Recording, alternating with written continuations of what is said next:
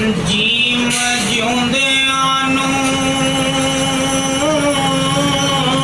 ਕਾਨੂੰ ਮਾਰਨਾ ਏ,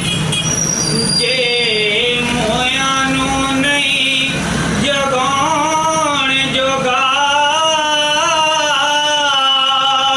ਉਹ ਮਿਲੀ ਰੂਹਾਂ ਨੂੰ ਕਿਉਂ ਨਾ ਖੇੜਨਾ ਏ,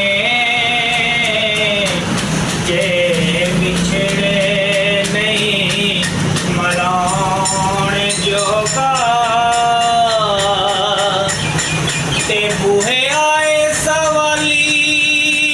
ਨੂੰ ਕਿਉਂ